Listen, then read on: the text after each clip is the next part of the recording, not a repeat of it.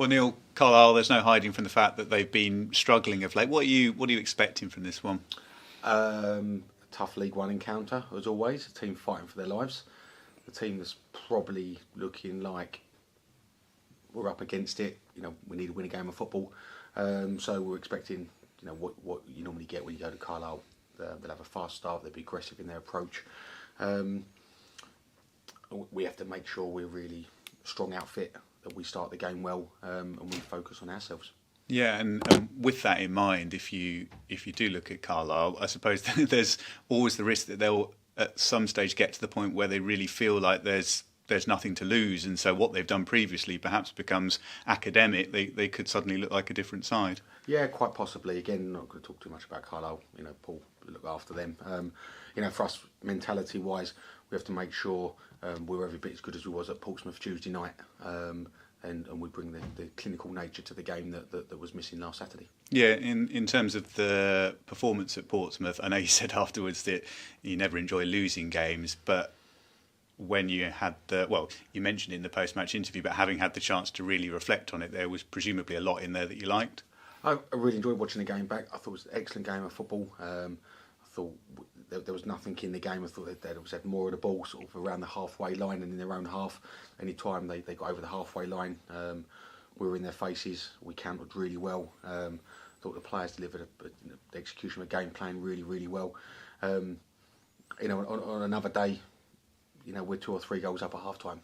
To concede on the moment at half time was a difficult moment because the ground was frustrated. We were the better team. We were strong performance. It just gave them that little carrot just to kick on second half. And the disappointment for us is the last 2 games, we give next to nothing away against Cheltenham. They've had 1 real chance and scored. And at Portsmouth, Jack's not made a save. Not had to make a save. And that's our frustration. That we've been punished for 2 times we give the ball away near our own penalty. We've been punished. That won't continue. We have to try and cut out basic errors as a team, that is. But ultimately at Portsmouth, it was a really, really strong display and deserved more than a defeat. Yeah, those frustrating margins in the game. Just to talk about an individual, I know in terms of your attacking midfielders, we've spoke about Jack Lancaster and what you've managed to get out of him. Suli Kaikai had a pretty frustrating season really prior to your arrival, but I think he spent pretty much every minute on the pitch under you, and he seems to be a player that you've really got that trust in. Well, I trust the group. I like the group. Different attributes in different players, of course. Changes to the team the other night, 3 changes, I felt were important off the back of a defeat, a midweek game, but also the fact we was going to Brunton Park and it's a hostile atmosphere to play in and can be intimidating as well. So I thought it was important to make the changes. SK, for example, has done really well for me, brings a real threat, not only in open play but on the transition as well. He's a ball carrier, he's got end product. I'd like to see more. I spoke to him at length about it and spoke to him again today about getting to those key areas of the pitch to score goals. Attacking players have done really well. A load of effort, a load of desire, all had moments in games. I want them to find more in their armoury with it as well.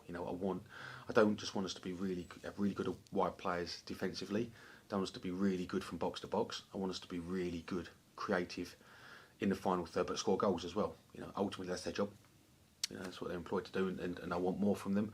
But I'm really pleased so far. It's my job to always want more. And as a former striker, and of course Barry Core as well, presumably both of you have a pretty clear idea of, if I'm in this position, this is what I want from the wide players. Well, I think myself and Barry know where we want the ball. I think Kev Betsy is a very talented wide player when he played, with good delivery, put the point in good areas. We spoke about it. I think we've had really good spells in games, in every game. We've had spells where we've looked a real threat and a handful for a few games. And then we've had moments in games where we've been a little bit null and void as well. And what we've got to find is that consistency as a group. That comes from demand, concentration levels, demand from each other, not just from me as well. And ultimately, as a team, we concede and score as a team, but we need that creative spark. We need our wide players and our fullbacks to get involved as well. We need to make sure that we get into the right areas. With your first few matches, there was a nice regular flow of goals. It hasn't quite been the same of late, but presumably you look at a couple of key factors there. One, you went through a period where you didn't have a senior striker to name, and then two, you brought Lyle and Macaulay Bonne in, but it does take a little bit of time to get the patterns really flowing. I think so. You have to look at the opponent. You look at came in on a real high. We had a good run of fixtures, I think, where we could create a lot of chances against teams. And we had Gassan, Hadmi and Elias Kachunga as a front pair for the first 3 games, and we looked a real spark, real handful. You then bring in different players. We lost Catcher for 3 weeks as well, at a time when he was just starting to be really productive for us. So we've had to take a step backwards to go again, and we will. We'll get better. The players here will get better. Pedigree of the players is really high. So sometimes it's finding combinations to get that right, but then also the demand on the players, and it goes back to me being demanding, but also the mentality of the players. The mentality of the players has to be, what do they want to achieve? To get a clean sheet, you've got to have the desire to get a clean sheet. To be creative and score goals, you've got to have that desire as an individual and a team to want to do it, and that's what I'm asking from my players. With the past couple of weeks, it's certainly for fans been a bit of an emotional roller coaster. In the 1 minute you feel like you're quite a long way from the relegation zone, then Constantina's back up. Presumably this is where experience as a manager really helps, in that it can be easy to get wrapped up in these emotions, but it's important to put it all to one side. Yeah, that's why managers talk about one game at a time. It is that they don't sit there and study a league table, or sit and study a fixture list and think, we've got, fully aware of the fixtures we've got coming up in the next 2 weeks. But we just take one game at a time. I have to prepare the group for one game mentality, and we have to have a winning mentality for every game we go into. That is, in my first press conference, I said it's going to be highs and lows. It is going to be a roller coaster. We know the task in front of us. We know the reasons why I was brought to the football club, and testament to the players and the form in the first 9 games where we picked up 15 points, that we had that comfort factor to a certain degree, I think, on sort of outside the training ground. But it's only been 2 games, then we had 1 game called off, so in the space of 3 games we've been pulled closer to teams below us, but that can change so quickly again. So yeah, it's going to be like that. But I know fans will be sitting there during the game looking at the apps and seeing what scores are elsewhere. I don't focus on that. I just focus on getting the best out of my players, making sure we prepare correctly, we recover correctly. I try and pick the right team and the right system for each game. And then I sometimes say, once the players go on the pitch, go on lads, over you go. Yeah, show me what you got as an individual and a group. And with the injury news, Harrison Dunk on his way back, is he continuing to progress well? He is, yeah.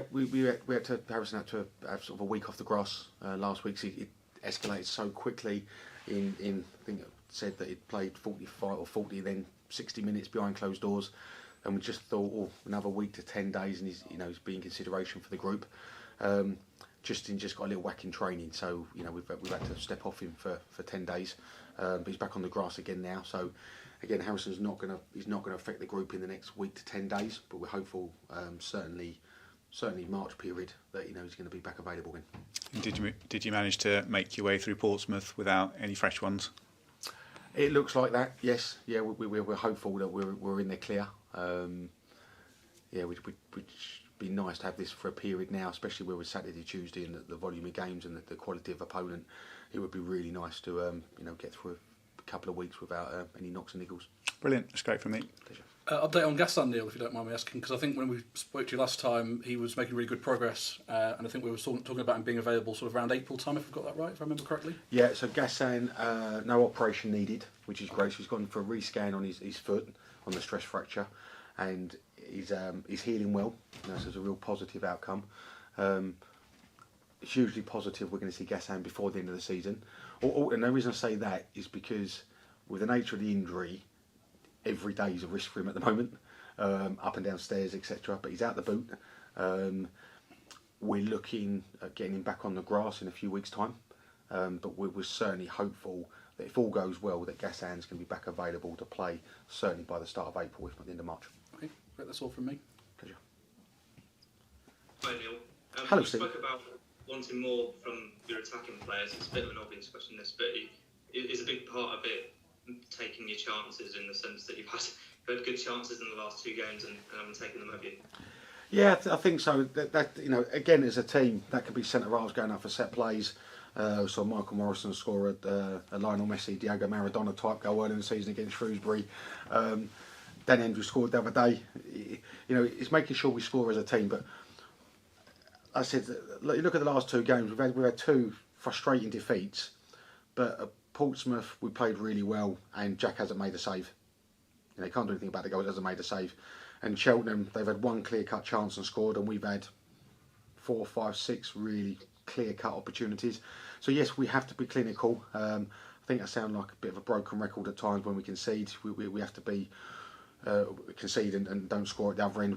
We have to be clinical and we have to be ruthless, but we have to do it as a group. Creativity is the job of the attacking players in the team, and it's my job to give them the confidence and belief to do that. And then it's their job to find that inner belief as well. So we're trying to work with them on that, on the mentality side of it. They're here for a reason, Stephen. They're good players. They're good boys. They train really well. They're producing training. It's giving them the confidence to go out and do it on a Saturday afternoon. I want the players to play with that freedom. I want them to express themselves. I want us to play higher up the pitch. I want us to be more aggressive in our approach. That means we have to get the ball forward slightly quicker. Then I'm absolutely fine with it. I don't want to see the ball pass back to the goalkeeper every 30 seconds of a football match. That's not Cambridge United. So it's going to take time to implement and keep pushing forward. And ultimately, creativity on the pitch is vital for us to win games of football. Just a couple on team news as well, if I may. Gibraltar, Akadina and Sekajena haven't been in the last 3 squads. Is there no injury with either of those? It's just the fact they can't get in it at the moment. Yeah, no, they're very close to it. They're both training and they're involved and part of the group, and they might be back involved this weekend. We'll have to see. But yeah, no, it's just at the moment with more players being fit. Obviously, just comes that difficult situation at times for a manager, but also envious position that I've not been in probably since I got here, where I've been able to leave players out as well. So that's not just with those 2 guys being left out, sort of the 18 in the last few games, but also being able to rest players or adjust players if there's been issues either on the training pitch or maybe illness wise. And you've used Macaulay Bond from the bench so far. Is it fair to say with the fixture schedule and things like that a start won't be too far away for him? Got a crystal ball? Have you? Yeah. Could you let us know? Macaulay's settling in really well. He's a good boy. He's so we need to get him up to League One pace quickly. I was really pleased with him in the home game against Cheltenham. The chances he got, he's extremely disappointed that he hadn't scored. Got to open his account so early in his life here. But really pleased he got into those really good areas and we found him chances. Like any striker, he needs a goal to really settle him to get him going. But he's good to go, so when called upon, he'll be ready.